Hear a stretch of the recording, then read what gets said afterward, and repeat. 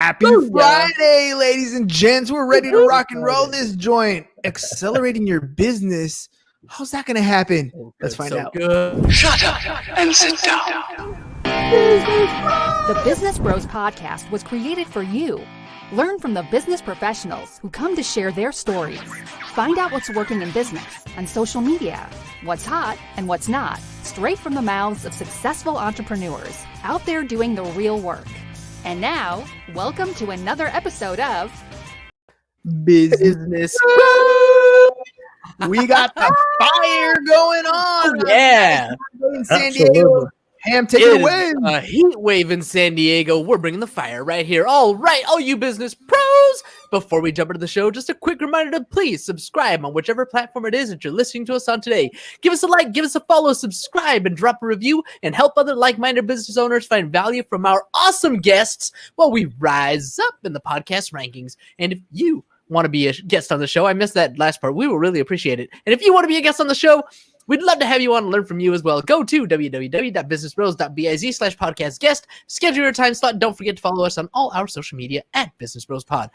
Ladies and gentlemen, we are so excited and so honored to bring another incredible guest on the Business Bros Pod.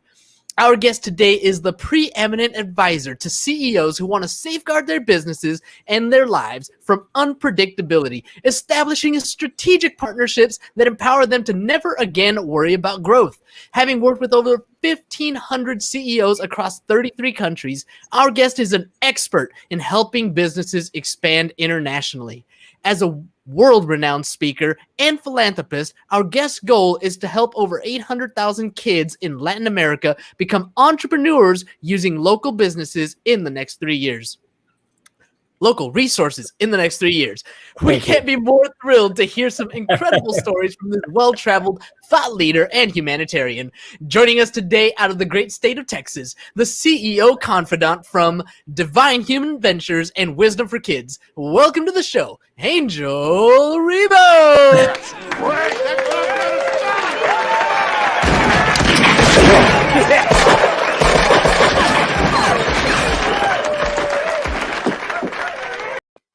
All right, Well Angel. done. Thank you so much. This has been probably one of the most amazing introductions ever in my life. Thank you so much for being who you are, guys. Thank you. Oh, well, what can I say? James prides himself on the intros. They're probably Fun.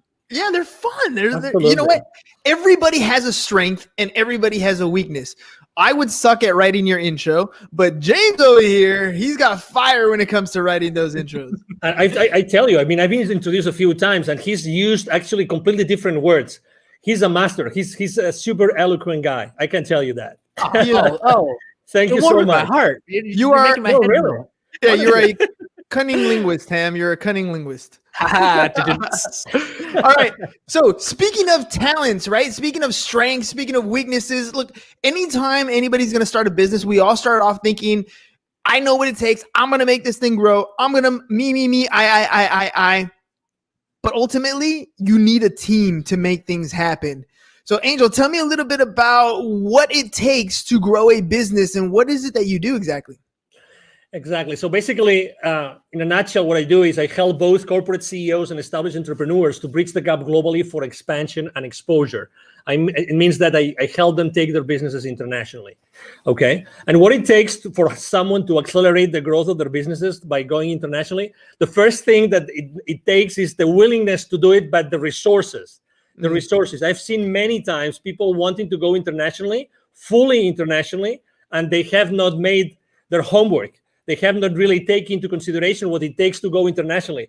Very often it happens to us entrepreneurs that if we have an offer online, we think, okay, so if we are super successful in the US, then going south of the border, we just translate our materials, our courses, whatever that is, and we're going to be successful. I hate to say no. No, there's many more things involved in going internationally, and you have to do your homework. And there's financial implications on the decision of going international. So you have to consider those implications. Let's hover here for a second, because we live in an age where the World Wide Web has literally shrunk the planet. We can have international quote unquote business going on from the living room or your basement or wherever you're talking about. So let's hone in on that. What do you mean when you're talking about growing internationally? Yes, so that's true. You can run your business from your home, and you have the worldwide, web, and you can go everywhere. But every single potential client in every single country, geography, culture thinks differently. You have to embrace, you have to acknowledge that, and you have to really know what is going to drive a potential sale from another country. Okay, so I mean, being reactive, we might have clients from other geographies, but the reality is that talking to someone, let's say south of the border or north of the border, talking about the US, right? It's different. And you have to be, if you really want to be strategic and you really want to be successful, you have to do it differently. You have to think about it. Okay, so you can run your business from your home and you have the World Wide Web open, but there are things that you have to take into consideration from the point of view of the client. You have to talk to the client differently on every culture. Remember, we are, separated, even sometimes even trying to go, let's say I have a business in Texas and I really want to be successful in taking my business to another state. That there are cultural differences, right? That huge. Someone in Utah is different from someone in Texas, right? And everybody knows that. So if you really want to be successful, does it make sense to consider the differences between selling in Utah and selling in Texas? Of course it does. And you spoke about in the introduction, you actually mentioned something, which is, are you partnering with the right people? Probably if you want to go international, or even, as I said before, to another state, what about partnering up with someone who's already there, who's already aware of those differences, that can help you be more effective in conducting business in that area? And this is very often a blind spot that people forget. So, okay, it's easy to run your business from your home, but be mindful, be aware of the differences.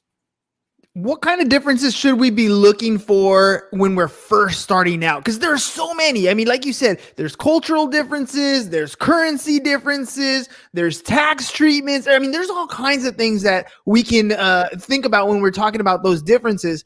But what are some of the first things that we should kind of pay attention to? So that's why go step by step.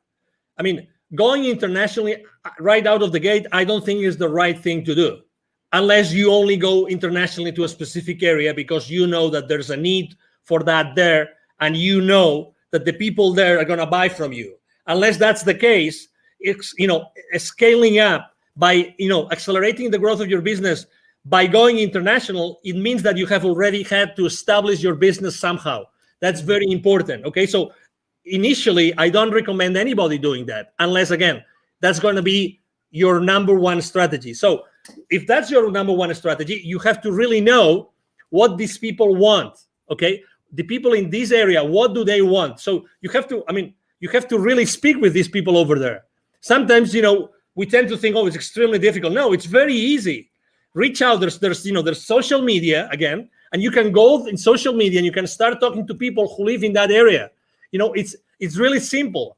There's something in the entrepreneurial world, in the startup world, there's something called a minimum viable product. You've probably heard this thousands of times, right? Mm-hmm. So when you start your business, you probably have a minimum viable product or service that you want to offer to your audience, right? So the first thing you have to do is, if you want to go international, start talking to your audience about what you want to do. And I start asking them, hey, if I was to launch this product, sell it there, or this service, would you be willing to buy from me? And what would be the kind of service or product that you would buy from me, in that particular, area of expertise that I have? So that's the first thing. Talk to your market early on your business strategy. And sometimes, and I think that's probably, we are all to blame, for this, which is we try to be perfectionists. We try to be like, we have all the responses, all the answers before we do anything else. There's one business mantra. There's one mantra I use with every single one of my clients. I've been using for the last 5 years since I started my own business, which is take imperfect action now. Take imperfect action now. Hey, Don't worry about anything else. You only need yourself, and you need to start reaching out to the people in the market, in the place where you want to start selling your products or your services. That's it. Start talking to them and start making mistakes.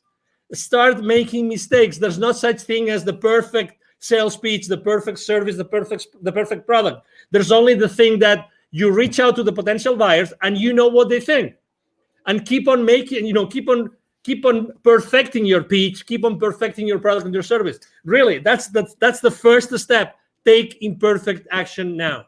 I love that. I love that because it's absolutely true. I talk about that all the time about taking action, and you have a choice. You can do it or you cannot do it. And I think the people who sit back and try to wait till it's 100% perfect are the ones who struggle. I forgot what book I read it in, but they were talking about, I think it was Mentor to Millions.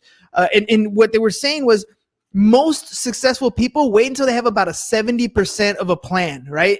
After that, they put it into action because there's nothing else you can predict. At that point, you have something that's viable that'll take you in the direction that you want to go. Will it get you to the destination? Probably not. But you're moving forward and you're not stagnant and stuck in one particular situation or at worst, not taking any action, right?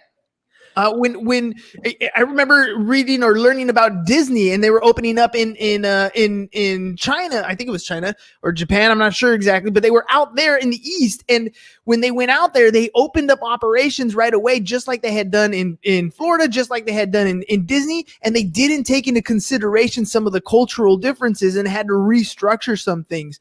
So, acting on a plan is first and foremost. When you're talking to CEOs or different people who are ready to take that next scale, right? What's some of the fears that they have or some of those hesitations that prevent them from taking action? Well, it's always uncertainty. When you're stepping into, uncharted territories, everybody is, okay, is that going to work? How long is that going to take? There's always uncertainty. But again, there's uncertainty in everything that we do in life. So, and we still take action. So the first thing is uncertainty. And they need to know they always ask me, what are the chances that this kind of service or product is going to be successful? And I would like to share something. And this piece of information, it came from, there's the number one entrepreneurial program as far as college degree goes in the country is from a school in Massachusetts called Babson College, okay? Mm-hmm. They're very well known. You probably heard of them. Consistently, the number one entrepreneurial program, actually not only in the country, but in the world most of the time. Okay, so I was talking to the director of the accelerator, and that was 4 or 5 years ago. And she was telling me, Angel, 5 years before, so 10 years ago, it would take probably a few $100,000s for any technology, any startup to make a difference in the world. I'm talking about 5 years ago. Today, 5 years ago, only $15,000 to $20,000 was the amount of money that some startups had as a seed money to start disrupting the world. The point I'm trying to make is more and more often we see that the amount of money needed to make a difference in the world is lower and lower, is smaller and smaller. So what's the difference? The difference is that today there's so much technology out there that we can scale up any service or any product in the market like fast, like really, really, really fast. So again, going back to the same thing, take imperfect action now. You really don't need so much time or so much money. What you need to do is to make sure that you start proof testing your value proposition, your product or your service in the market as soon as possible. So you can start burning, those early stages, and you can start, perfecting your product and your service. And you realize that, and you eventually see, you see the future with a level of uncertainty which is much higher. Again, to your question, it's uncertainty, but how do we lower the level of uncertainty? It's just by taking action, by start connecting with the market and start exposing our value proposition in the market. You have a ton of energy, and I love that because Thank you. when people come on the show, it's not always as exciting when the other person doesn't have energy, but that Thank you. fuel comes from somewhere, right? Yeah. Why did you get into this particular space? I mean, it sounds like Thank you're you. ready to take on business and scale things at your own rate, and yet you took Thank a you. different approach. Why that approach? Why what you're doing? Why is it what you're doing gives you so much energy? Well, probably because, well, number one, I would say first of all, because of my father, probably because my father is a super positive guy. Extreme. I mean, back in Spain, he's right now 80 years old. He's going to be 81 this year, alive and kicking. He's still working on business. He's always been like that model for me, like always super positive. He's made a lot of he's set up and grown a lot of businesses, both nationally and internationally. He's made a lot of mistakes, but you know what? He was always in that mood, always. And every time he was being asked, he was always, his first statement, he was always, I am so blessed that I have been able to help these hundreds of families, these hundreds of people with the families behind them. And that's the legacy. That's his legacy. So I think that this, flame that I have inside of me is because I really like to share my experience with people. And I was born to do this. I was born to, originally, both my mom and my dad come from very humble origins, really humble origins. Still my family has a ranch in the north of Spain. That's where we come from, the Ribo family, but that doesn't mean that I couldn't do many other things. So I always had this flame inside of me of leaving a legacy, of teaching others. I love teaching. I love training. I love sharing my experiences. That's why I'm so involved with the local community here in Dallas. I'm invited to, the startup weeks, startup weekends. I'm invited to be jury sometimes. I'm very involved with business incubators and accelerators here, just because I like to share. I like to share, and it's a decision. It's a decision. It's my decision if I wake up in the morning and I show up to the world in one way or another, and that's my decision. That's my option. That's who I am. It's a Friday evening, right? I have had so many calls this week. I have talked to so many people. I've had so many face-to-face meetings. But you know what? I am loving this interview, and I could be, and right now, if you told me, hey, Angel, you have to mentor, 20 people in a coaching call within 30 minutes, I'm gonna do it. I'm not gonna lie to the audience. How long ago did you offer me to be on your show? True. It was yesterday evening. So Exactly. less than 24 hours. Less than 24 hours. And I was super excited. I said, yes. You know why? Because I always say, why not? Why not? If there's a single person in your audience right now who can benefit from what I'm saying, oh my God, the day has paid off. The chance has paid off. The possibility that you guys have offered me has paid off. What is the core? What is the core of the CEO Confidant? Like, what is it that you're trying to achieve? Your mission in the business to have that can help more and more entrepreneurs get to the level that they want to get to. Thank you. For me, it's always been connecting the unconnected. And actually, I'm going to tie this to my nonprofit, connecting the unconnected. I've always, obviously, as you can imagine, I'm so grateful to God that He gave me this energy, this passion that I can, I have been able to help a lot of high-level executives throughout my life. That's a blessing. Probably this energy has helped me a lot. But this has only helped me enough as far as this helps me to make the world a better place. Okay? That's why, it reached a point in 2016 in which it was very clear to me that I had also, the reason why I had lived in Latin America for so many years and I had done business in Latin America for so many years is because I had to be exposed to those areas where so many underprivileged kids live. And you know what I'm talking about. I'm talking about in Latin America alone, in 2012, according to UNICEF numbers, 81 million kids live in poverty. 81 million kids. 22 millions don't have drinking water in their house. 22. And that was 2012. Can you guess after COVID? Can you guess what happens? How many millions right now? Significantly worse. Exactly. So, and that means the total population, so that you have you have a frame of reference. the total population of kids in 2012 in Latin America was 170 million. 170 million. Okay, 170 million. So put that in perspective. So right now, probably it's going to be 90, maybe 100 million kids in Latin America who live in poverty.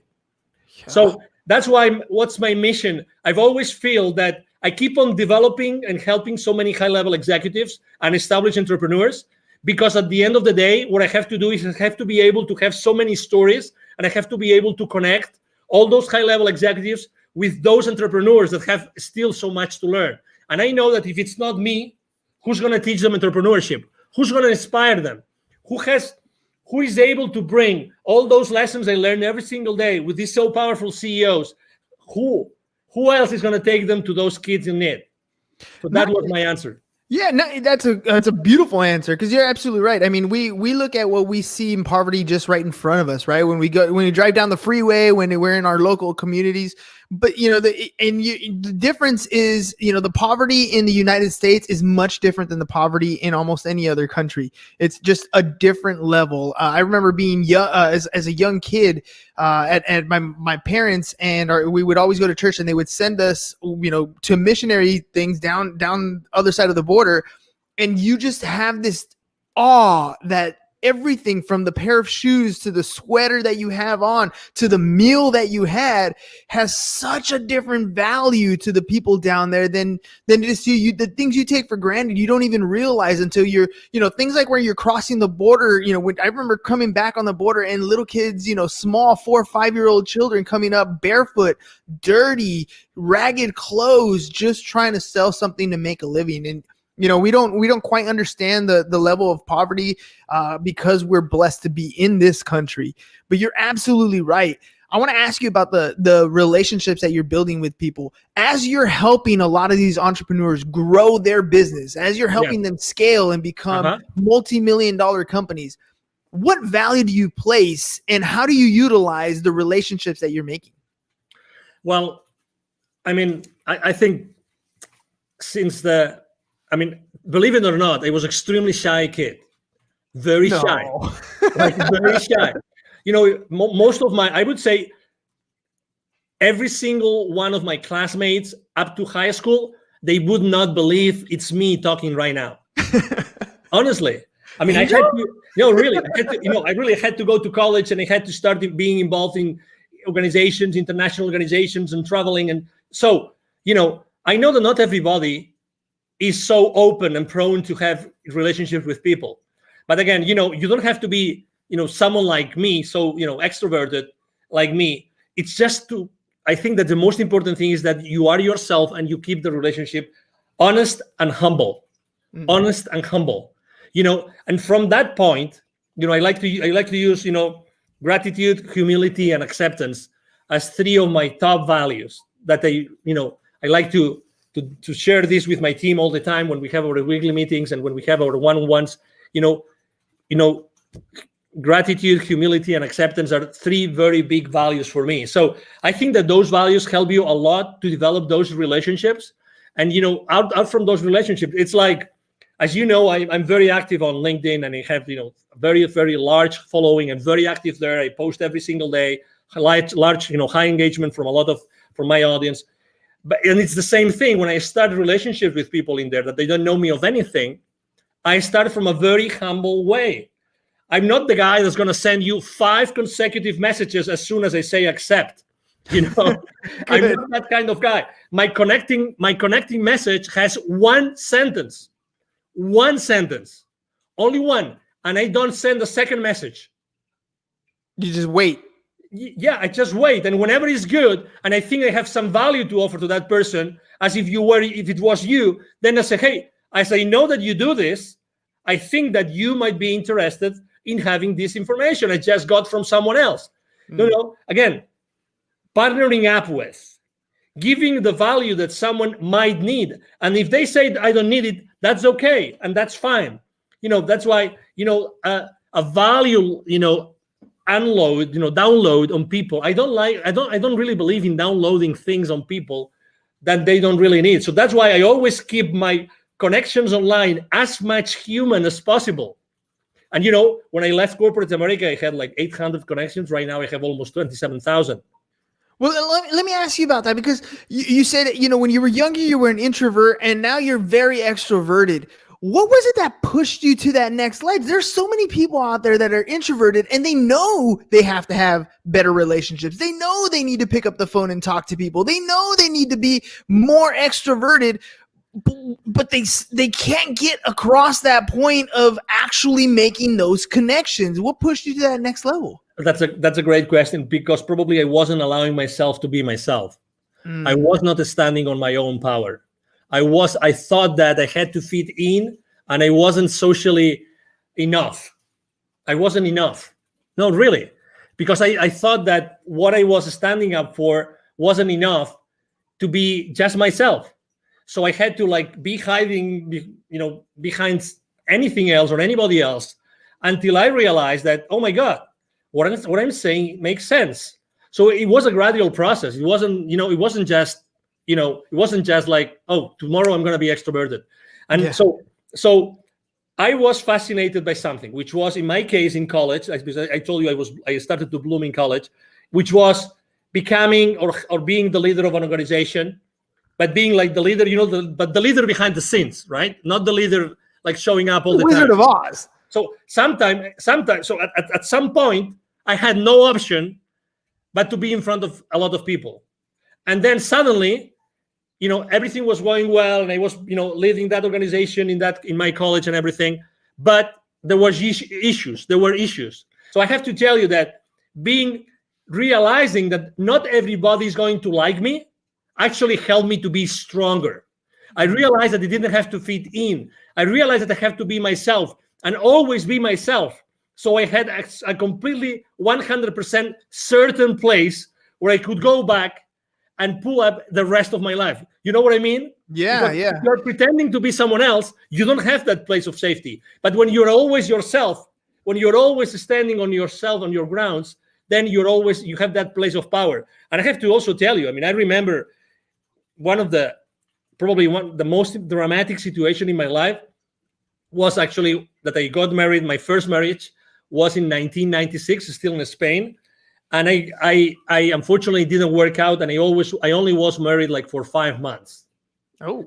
And I'm not gonna disclose the circumstances, but let's say it was like being backstabbed, like big time. And I got married with my college sweetheart. Oh, come on. Now you're leaving all the meat on the bone here. Now we gotta know what's going on. No, but let me tell you, I remember as if it was now. I had to drive back. When I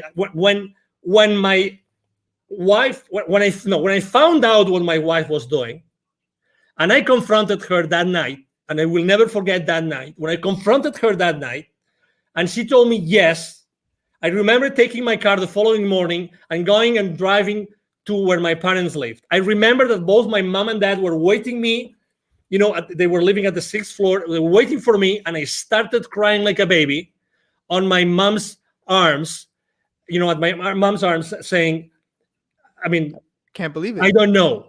How can my life collapse? What did I do wrong? I had the car, we had an apartment together. We had all those projects together, the perfect job. We had this beautiful house in the mountains to go to ski. Everything was perfect. But suddenly, boom, so you thought. Boom, and not even 1 year, like 5 months, 6 months. I felt betrayed. You name it. I tried to save my marriage, and I immediately said, okay, let's go to a counselor. But unfortunately, the other party wasn't there. So I said, okay. So the rest of my life starts here today. Yes. And then, you know what? 1 year and a half later, I had already left Spain for good. And I have not been back to Spain, but to visit my family.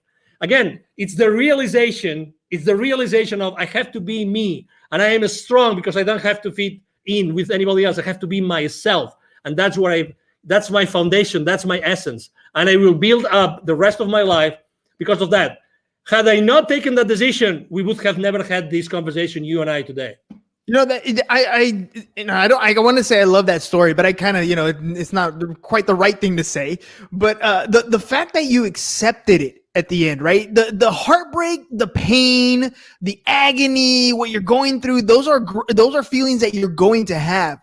But at some point, no matter what happens in your life, good, bad, or indifferent, you have to accept that tomorrow the sun's going to rise. Tomorrow is another day, and every day you have that choice to make something happen. You can dwell in it, you can live in it, you can wallow in sorrow and feel sorry for yourself for as long as you can. But every day that happens is another day that you're not fulfilling whatever dream is that you want to achieve. You're hurting yourself by allowing yourself to live in that position for too long. Feel it, hurt it, learn from that mistake. But you need to make a choice and accept that it happened. Totally. Otherwise, you're never going to move forward. I agree. And I have to say, this counselor that, we went together, with my ex-wife at that time, it was the same counselor that said, hey, okay, so she's not coming back. Can you please help me? Can you please help me go through this path? Can you please help me? And I have to tell you, the certainty that this counselor told me, so these are the stages you're going to go through. A, B, C, D, and E. He told me, he explained those to me, and I understood them, and I said, okay, where am I now? And he told me, no, it's a good question. It's a good question. Yeah, of course. So you are here. Okay. Typically, what do you see in your practice? How long is it going to take for me to get to the final, destination of this, of this, whatever it is, right? Of this journey. He said, well, it's up to you. I've seen people here and I've seen people there, and I've seen people that will never recover from a divorce or from a separation. Okay. Mm-hmm. So I kept on going with him. I kept on having, again, I asked for help. God bless. That's something I obviously, in any facet in life, ask for help, look for help. Always. There's always going to be someone that can help you. Always. The only scarce resource in your life is time. Yes. Get over any situation, any challenge with the help of someone that's been there before. Do that. Don't hesitate. It doesn't matter. Money comes and goes. Do that. And oh my God, after 6 months of my separation, guess what? Guess who came after one of my, I just finished one of my swimming practices. I love swimming. Guess who came to say, I would like to come back together? Who was it? I'm not going to say, but you know the story, right? You know the story. And I said, unfortunately not. I don't want this to happen in the future when we already have children. I don't want that for my life. Decision made. Imperfect decision. Don't know what the outcome was going to be, but you weren't going to do it again. No. Oh man, Angel, that's, I love that, the whole idea of time scarcity, right? You only have so much time in your life.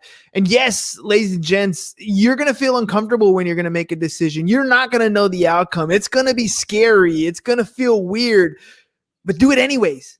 Do it anyways, because there's only two types of regret that you're going to have when you're older. And one of the biggest ones, the worst ones, is when you're 98 years old and you are incapable and you're out of time to have that regret to worry about. So take the action. You might make a mistake and it's okay. There's always a way to correct, but take that action.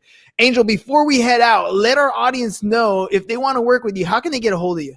Absolutely. The first thing is, it's very easy. Send me an email. I have a team behind me. We all work together. We will always respond to you. My email is very easy.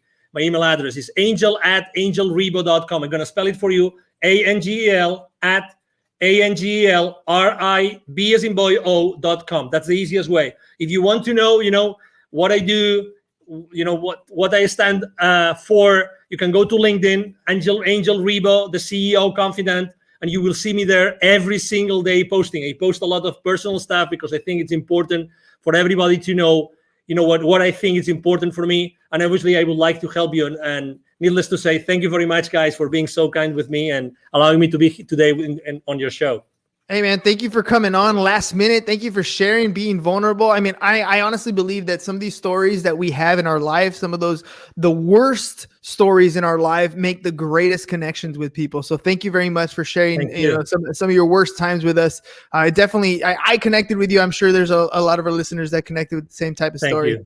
Thank you. All right, ladies and gents, it is Friday, but we'll be back because Monday's going to come right around the corner. So that's all we got for you guys today. Have a great and safe weekend. Peace. And we're out. Thank you for listening to the Business Bros Podcast. Are you looking to get more clients or to increase your income? Hernan, the business bro, can help you generate referrals through the power of podcasting. And James, the insurance bro with Pipeline Insurance, can help you effectively add insurance to your existing business. If you are ready to create wealth today and generational wealth for tomorrow, email businessbros@csfirst.com to schedule a free consultation or join the Business Bros Network, www.businessbros.biz.